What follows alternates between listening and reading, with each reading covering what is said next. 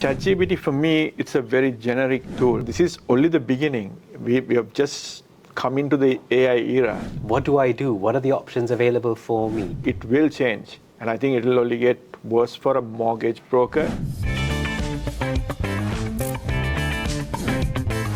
Hi everyone, welcome to another episode. The last time you saw both me and Iftikhar in the same room, it was just over a year ago, where we discussed how AI could impact our industry, the mortgage industry, and the protection industry. And since then, there have been so many developments. It's hard to keep track of, to be very honest. And the tools have evolved, the number of players in the market has changed, and it all just, it makes you wonder, as a mortgage advisor, as a protection advisor, as a financial advisor, what do I do? What are the options available for me? Do I see myself, in an ever-shrinking market? I'm a small player. There's so many questions that, we just had to bring Iftikhar back in. We had to ask him the questions, and hopefully we can get some clarity today. So will AI replace us? Will AI replace me as a mortgage advisor? It's not an easy question. It's always a difficult one. Yeah. But let's answer, we'll give you the truth about it, right? I think AI is already replacing the mortgage broker. Now, I'll break it down properly so that you fully understand what I'm trying to tell you. Now, if you take a mortgage broker, in the past, they had, say, 3 brokers in one firm, right? Today, because of AI, based on the research that we have done through MortgagX, we believe that, at least 1/3 of the work can be cut down. So if there were 3 staff before, today you just need 2. So what does that tell you? It tells you that the mortgage broker is being replaced. So that's what we are seeing that will happen. So this is only the beginning. We have just come into the AI era, right? So it will change. And I think it will only get worse for a mortgage broker. That is, if you're not keeping up to date. So how would I not be replaced? Like, what could I do to be more relevant in this day and age?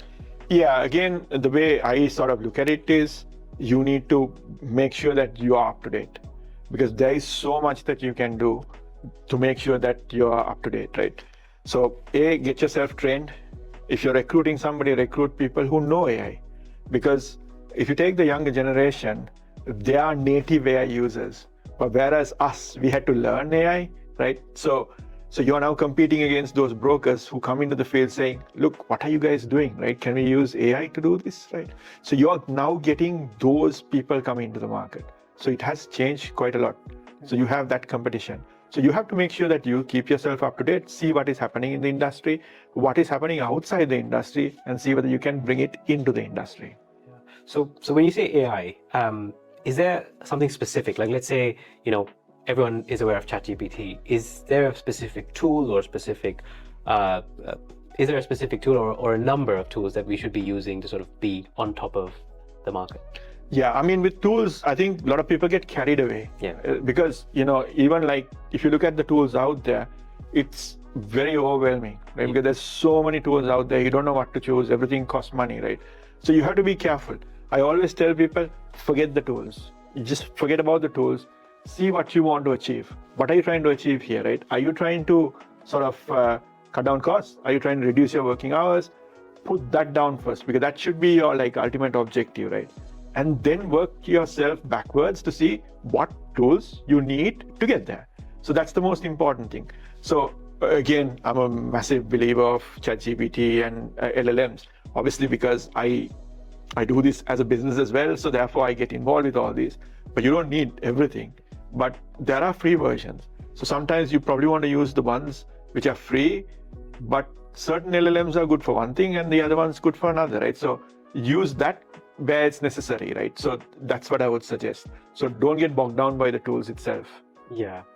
So you did say that there's a lot of tools out there.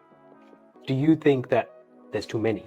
Because I know there are a few popular ones. Yeah. But if for someone who's aware of the topic like you, there are probably quite a few tools that a financial advisor could use in their space. So do you think there's too many? And if so, is that one of the negatives of this AI topic that we've...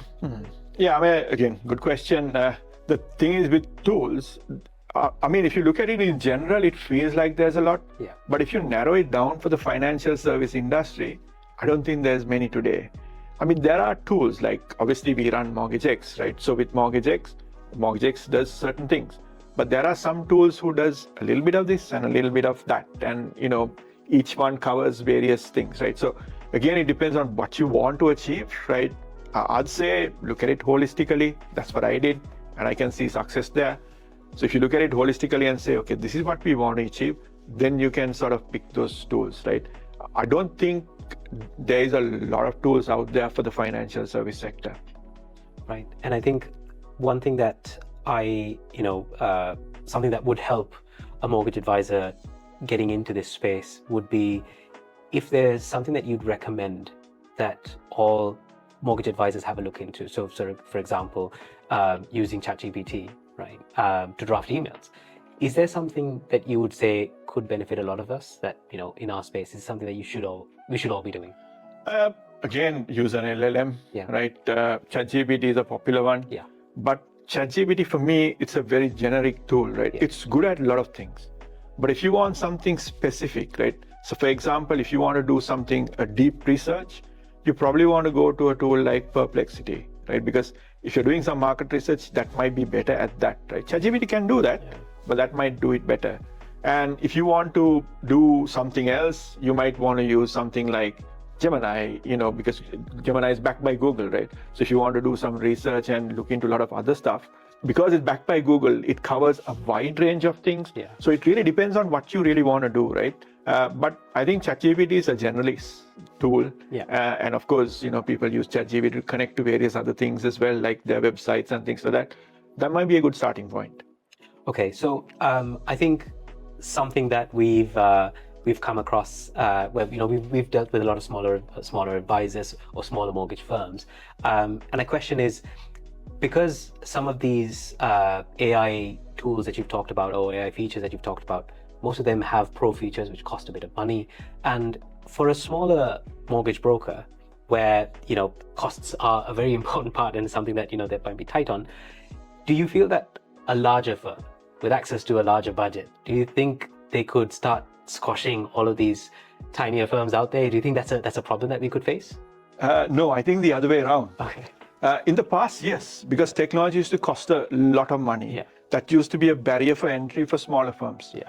But today, AI is actually made technology very cheap, right? Because you can take things like ChatGPT, which is £20 a month, and you can use a platform like End-to-End to connect ChatGPT to something else, to your Google Mails or whatever it is that you're trying to use. So that has made things quite easy. And because today, a lot of things are zero code, or, there's hardly anything that you need to do. Yeah. It's much easier. So now, for me, I feel like it's an equal playing field. Or if not, the smaller broker firms are in a better position today, because the larger broker firms have spent millions in certain software, right? And they wouldn't want to write it off and introduce something new, because obviously, they've invested in that, right? Yeah. So I think smaller broker firms, this probably is the right time for them to thrive. So that's what I think. Thanks again for that, Iftikhar. I think we've discussed so much in this space since the last time we did this a year ago, and it just shows how much the space is constantly evolving, constantly moving. And if any of you guys have ideas or questions about this topic, areas that you're not sure of as a mortgage advisor, how could the AI tools that are already available help your firm, drop us a message. I mean, we'd be more than happy to ask Iftikhar more of those questions, and he'd be happy to help, I'm sure.